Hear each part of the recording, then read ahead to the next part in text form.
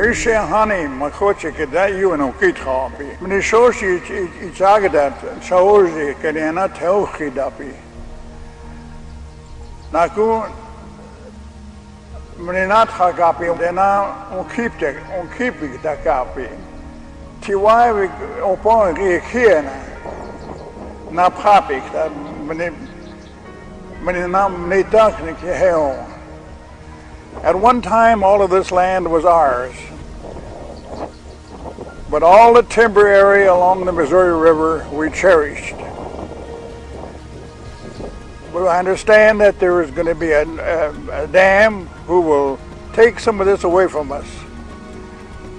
Beside that, there'll be about 80 some families who will move out of the bottom area and going up on the top of the rise due to the flooding of the Fort Randall Reservoir. After my first discharge from the military in 1946, I became the tribal leader of this, and Fort Thompson was a beautiful location.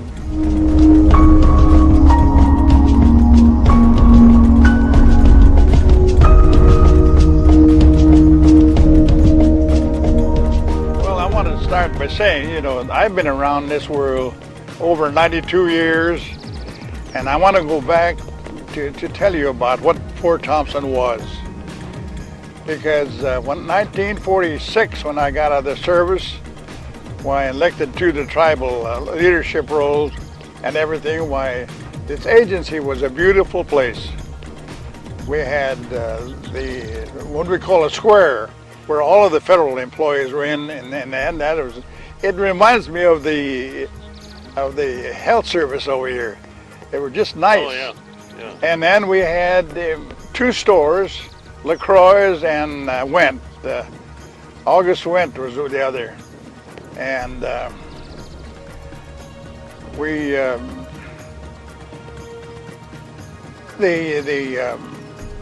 had some of the facilities we had at the agency was some of the dormitories and the school, both high school and grade school.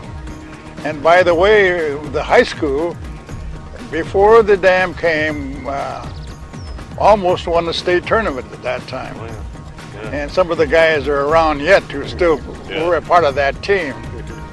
And but when the reservoir was taken and the agency had to be moved in '54, why, it seemed like all of those buildings disappeared. The hospital was, in fact, I was employed in the hospital for a while. And I was a janitor, and I even assisted in surgery, ambulance driver. The Episcopal Church was a kind of the center of activity at the agency. And the Reverend David Clark was one of them. And I'm trying to get a hold of Betty Clark, and I think she's still living. She's probably down in Tucson, Arizona. Yeah. And it was a place where the people could go and get clothing, you know, for maybe a quarter or something like that, because money was always tight. Yeah. And it was a place where really the people really enjoyed and came, and of course it employed some people too to take care of that stuff, you know, at the Christ Church. Yeah. And everybody down here was mainly Episcopal. Right. And all in the bottom was just, but then in 1954, when they were going to move the agency, I want to tell you a story. I was a chairman, and so we were looking for a place to move the agency. So the people always called Chamberlain their hometown, you know. And so the merchants organization, I think it's called the city council, like the drugstore and the theater and all of those business places. Yeah. They came up to the agency and we talked to them. We usually meet at the high school gymnasium, you know. Yeah. And so they said, Mr. Ashley, could you come down and talk to the mayor? The mayor's, I mean, the city commission. Yeah. I said, sure. So the Bureau got together all of the leasing that comes into the agency, the money that goes for the hospital, money that goes into there comes into the agency for the school, and all other facilities. And it amounted to millions of dollars at that time, which was a huge sum of money. Yeah. So the day was set. I went into Chamberlain, and I made this presentation to the City Commission. And when I got done, I felt good. And nobody else went with me. Just I was a tribal leader, so I had to go. Yeah. And when I got done, the mayor got up and he said, "If you want to believe just what he said, I don't believe a word of it." I said that what a dime will come to this town, Yeah. And he said, "If you want a stinking Indian," he said, "we're going to push one by you and one by you." And these city commissioner fellows were the city council were sitting with me, and they said, "We'll put these stinking Indians by you," and that turned my mind. I thought, well, we don't want to come. So then the next thing is we met with the Chamber of Commerce out of Pierre, South Dakota. They brought food. They brought food with a big delegation, and they said they would welcome us, and they would help our employees find housing, and they really did. They really came out, and so that's where we moved in 1954.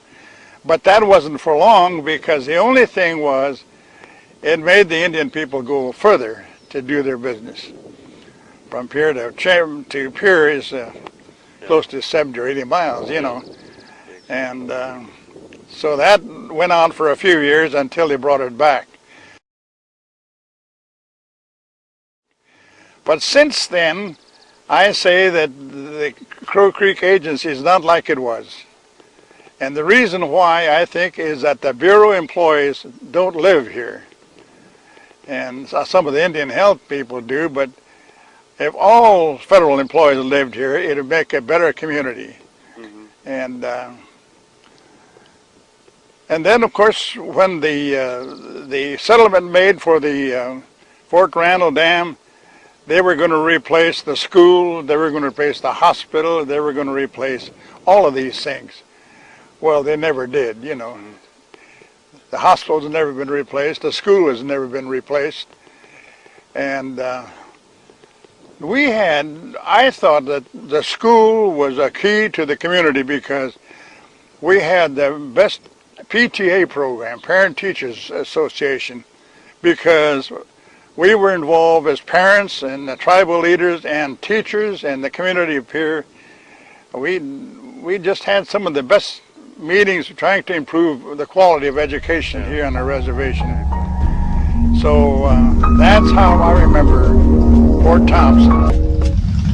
Take great pride in who we are as a people. We were almost annihilated.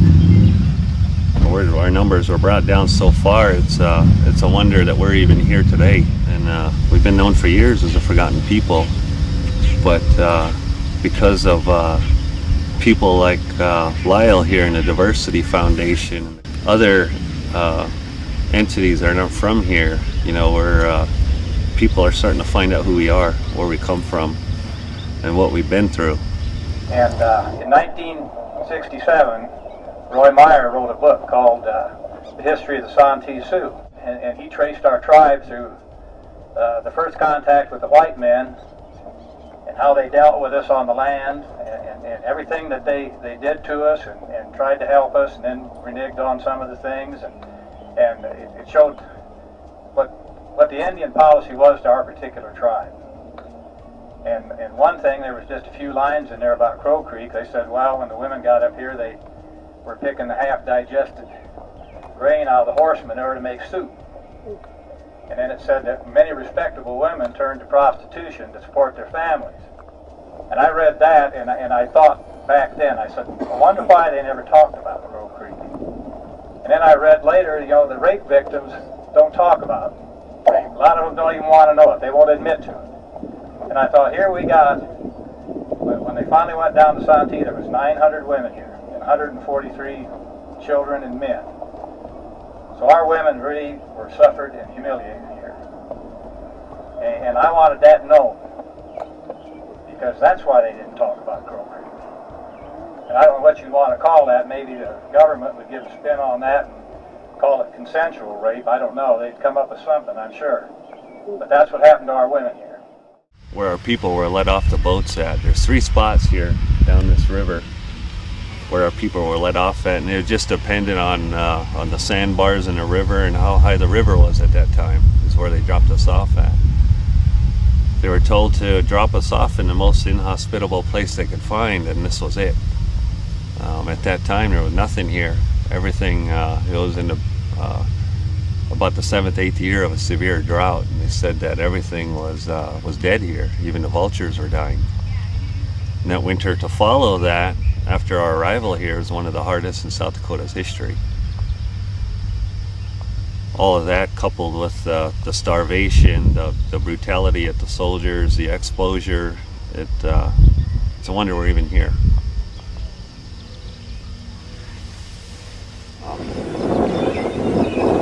The army wouldn't let them out to hunt, to gather food. So you got to stay right here in this barricade, this prisoner of war camp.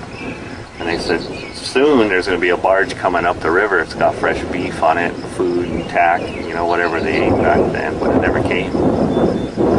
And grandmother talked about boiling saddles, boiling their moccasins, their leather belts, eating it. You know, and then they ate the bark off the trees down there. They also said one journal entry said on a daily basis 15 to 20 children were buried that died of starvation, disease, brutality from the soldiers. You know, our people here are we suffer from something. It's called Ioki Shicha is what we suffer from here. What it is, it's a deep embedded depression. When our people first got here, I read a lot of journals of the soldiers that were here, the missionaries that come to save us, and you know, all these people that accompanied our people, and they all kept journals and stuff. And they all talk about when our people first came here. They said that almost every day they buried about 20 kids that starved to death right here in this area. And they're buried in these hills back here behind us, these bluffs overlooking the river. Our people weren't allowed to leave to hunt and gather what we needed for our family. The army kept saying, you can't leave, you can't leave. You have to stay here, just wait. A boat full of fresh meat is coming. I'll tell you a story. When months after our people were here and we weren't allowed to leave to hunt and gather, and our people were dying left and right every day, they were starving to death. My grandma even said that they eat the bark off the trees. They would go down to the river and they would gather mice beans, they call them, baby mice. They'd find them nests and they'd throw them in the soup. And they always put a rock in the soup. The boiling water would boil the minerals and stuff out of the rock, and that was, you know, that was sustenance. That was what kept a lot of those people alive. But this man, he was one of the leaders of this tribe, and he kept asking to go hunt, go hunt. They could smell the buffalo up there when the wind was blowing right. The buffalo were north of us about 30-40 miles, and our people could smell that. So they kept asking to go, and they said, no, there's a boat coming with fresh meat, supplies, everything you need on it. Well, months of this went by and nothing ever came. So this head man of the tribe, he took 3 warriors and they snuck out of camp and they tried to catch the buffalo on foot. They left with nothing, no guns, no nothing. And they were going to try and, you know, bring a buffalo back. The buffalo had already started moving north by then, and they couldn't catch up, so they turned. They could have stayed out there. They could have left. They could have left all this behind, this torture, this starvation. But that wasn't our way. They came back, and on their way back, somehow they captured or killed 4 deer. and they drug them back down here and snuck back in through the soldiers, come down to the river here, and they started butchering up the deer. And as you can probably figure, you know, it caused like a feeding frenzy. You know, everybody, fresh meat. Everybody just went down to the river where they were butchering these deer up, and them 4 warriors, they didn't take anything off them deer. They didn't eat that whole time. They left it for the people, and they went up the river by themselves. And the army saw what was there. There was a commotion down here, so they come down, see what was going on. They saw these 4 deer laying there, and they asked who did it. And of course nobody said anything, so first thing they did was they went up and they shot a grandmother in the face. And 4 warriors that brought them deer and heard them shots, they come running back and said, we were the ones that brought the deer. So the soldiers rounded them up and took them, and they imprisoned them in the prison. And but 2 days later, a boat did come up the river from the government. But it wasn't loaded with meat. It was loaded with new rifles and ammunition, Gatling guns, cannons, all this stuff. They took them 4 warriors, they tied them up out in the field there, and the whole army sighted in their new rifles on them 4 warriors. They said when it was over, it was just a pile of red stuff over there below the post.